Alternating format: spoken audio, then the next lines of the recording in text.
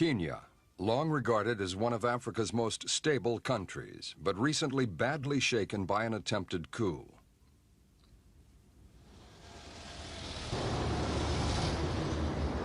On the surface, Nairobi now gives an impression of order again, as it has done during the years of calm and prosperity following independence from Britain in 1964.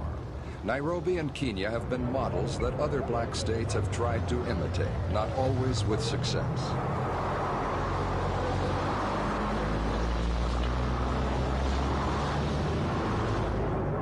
On the morning of August 1st, though, the streets of the capital became a battleground. In the early hours, dissident Air Force units seized key positions in the capital and in other towns and called on the masses to help overthrow what they called a corrupt and oppressive regime.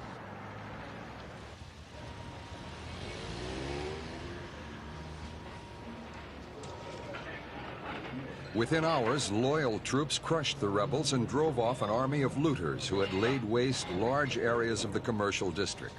By midday, the worst of the troubles were over. The broken glass was swept away, and life officially returned to normal.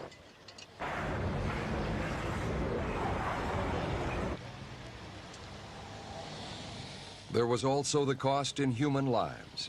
Long queues formed outside the city mortuary as relatives came to identify the dead. Official spokesmen said 145 people died. This figure was later raised to 159, but independent observers put the death toll much higher. Whatever the truth, many of the victims were certainly looters, but the majority were Air Force personnel. Thousands of arrests also followed. Nairobi's university campus was immediately closed. As the rebels moved into the city center, they roused students from their beds and urged them to join their revolution. Many did so and paid with their lives. Others were arrested, the rest sent home.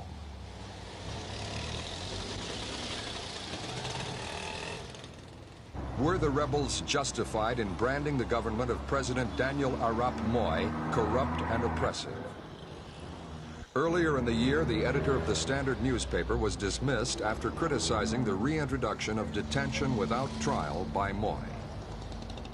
The press must be a champion of the social, political, and economic development. One of the best-known champions of free speech has been veteran socialist and former Vice President Oginga Odinga. Of the people to bring about these developments. The press must indeed... Odinga, now aged 72, has first-hand experience of intolerance. He was expelled from the ruling KANU party in May after announcing his intention to set up a socialist opposition party. In June, Moi declared KANU the only legal political party in the country. And in July, Odinga's passport was withdrawn after a foreign lecture tour in which he branded the government as corrupt. Odinga is said to have been under police surveillance since the failed coup. But when something comes bad about Odinga, they will make the headline. The tensions just below the surface in Kenyan society were probably kept in check by the charisma of the country's first president, Jomo Kenyatta, who died in 1978. His successor, President Moi, has done well since then to avoid tribal rivalry between the Kikuyu, to whom Kenyatta belonged, and the Luo, who include Odinga. Moi himself belongs to a minority tribe, the Tugen.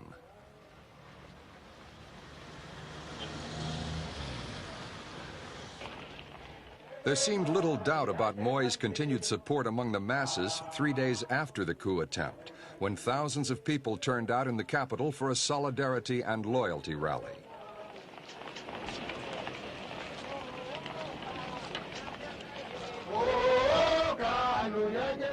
The government urged businesses to close that day so that their employees could attend. But even so, it was an impressive occasion. It reinforced Moi's insistence that the Kenyan people are solidly behind his government. He himself told foreign diplomats that the events of August 1st were no more than a serious form of hooliganism by misguided youths. The country's large Asian population was also represented at the loyalty rally.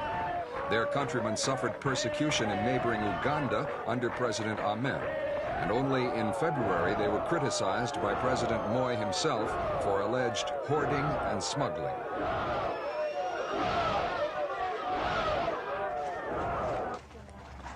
The 80,000-strong Asian community dominates commercial and professional circles in Kenya. The result has been resentment from less affluent Kenyans. Many Asians haven't adopted Kenyan citizenship.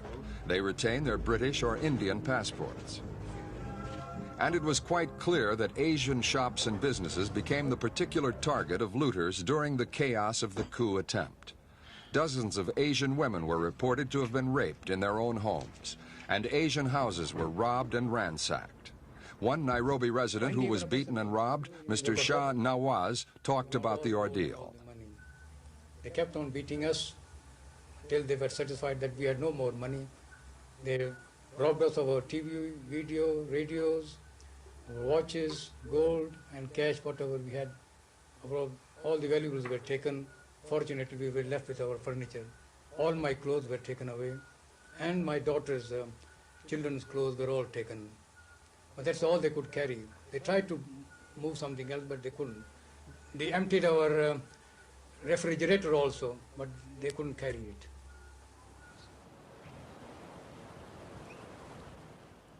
Resentment and greed may have been behind much of the looting, but political opponents of the government object to the excessive wealth of Kenya's black elite on ideological grounds. These critics claim that corruption right up to ministerial level assures a life of luxury for the families of those in power. And some of these residential homes of the rich were attacked during the August violence too.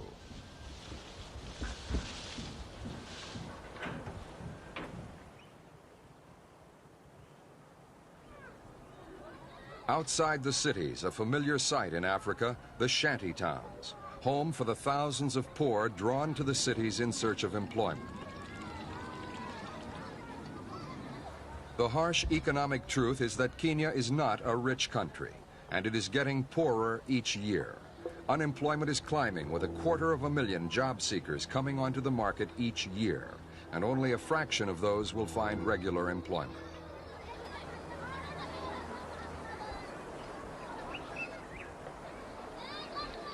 In a bold speech earlier in the year, opposition figure Oginga Odinga declared that mass unemployment, soaring prices, and food shortages were the government's fault, the result of bad planning, the importation of luxury goods, and corruption.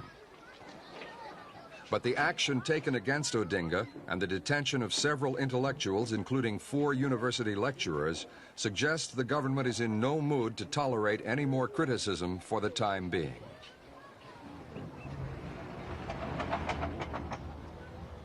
Another school of thought says that the main sources of Kenya's economic woes are outside the government's control. An obvious example is gasoline.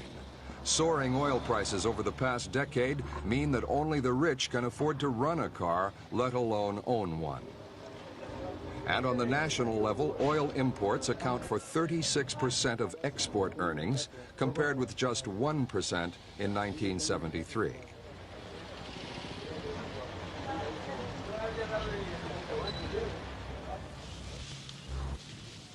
Another major factor outside the government's control is the price paid for commodities on world markets. Kenya is heavily dependent on its tea and coffee production in order to keep its economy on an even course. In the mid-1970s, there was a boom in tea and coffee prices, which helped Kenya enormously. These two commodities alone account for almost 50% of all export earnings.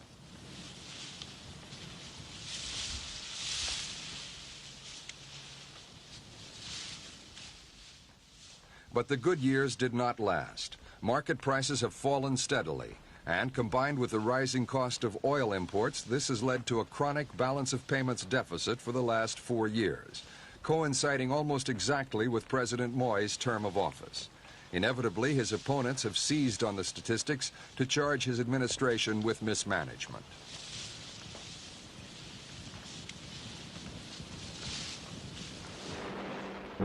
In spite of the poor economic climate, Kenya's tea industry remains one of the country's biggest success stories since independence. It provides employment for 138,000 people, many of them smallholders. The result is one of the best quality teas in the world. And Kenya has now overtaken India as the largest supplier to Britain, which remains the world's main buyer. And the value of tea exports rose again slightly last year to over $130 million.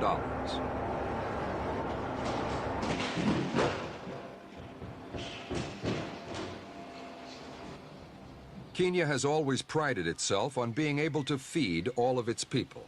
85% of the population depend on the countryside for a living, and 80% of the land is arid or semi-arid.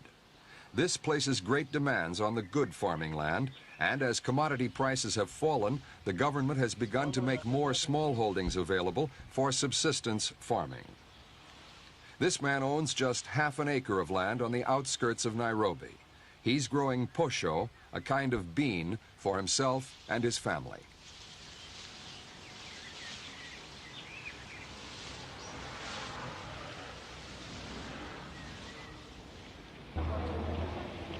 The excess produce the smallholder doesn't need finds its way onto the market, but food production is not rising as fast as it used to. Droughts have been one problem, but recent statistics show an overall increase in food production of less than 1%. This is not enough to keep pace with Kenya's population growth.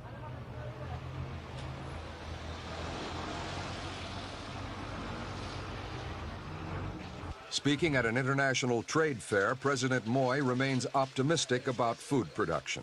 The continent has become more dependent on food imports. However, we in Kenya have done better, and apart from one or two temporary setbacks, mainly caused by adverse climate, the agricultural sector has generally managed so far to keep pace with the bulk food needs of an expanding population. But it has become acknowledged that human numbers in our country are continuing to rise at an annual rate approaching 4%. The 4% population growth has brought Kenya's total population up to 17 million. It's one of the highest rates in the world, and the number of Kenyans could double by the year 2000.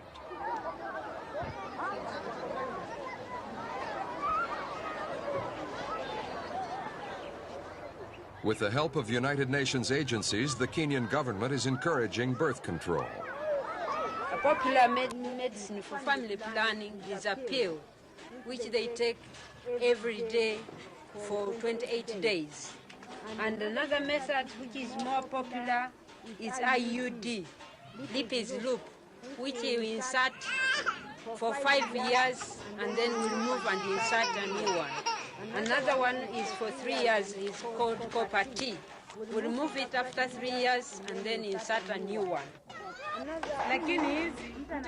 Kenya has never experienced the horrors of starvation that have occurred in other African countries, and birth control is one way of keeping down the number of mouths to feed in the future.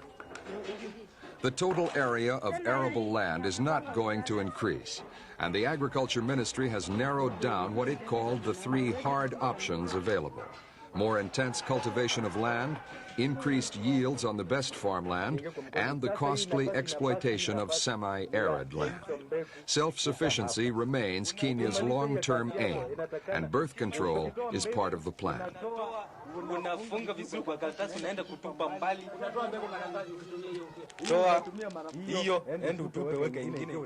Kenya's ability and willingness to cope with its own social and economic problems have impressed Western countries, which have been asked through the World Bank to increase their investment there.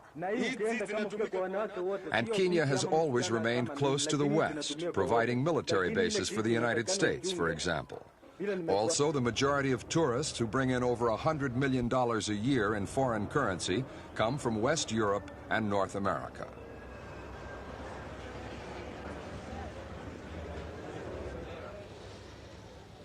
The events of early August, though, have frightened away many tourists, and they have stirred fears not only among Kenyans but also in neighboring and Western countries that Kenya's internal problems could erupt again into violence and disorder.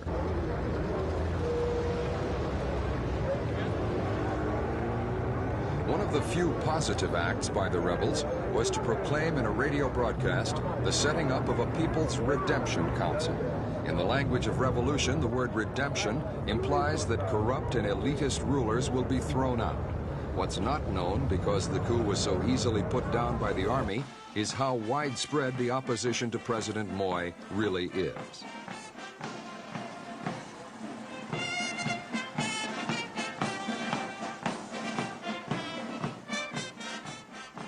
One interpretation of events is that one section of the armed forces crushed a coup attempt by another section. The army, suddenly aware that coups can happen even in peaceful Kenya, will be more vigilant in the future, and President Moi will keep a closer watch on his political opponents. He can do so through the power of the army and of a one-party state. But he will find it harder to restore Kenya's tarnished image of a country of peace and tolerance.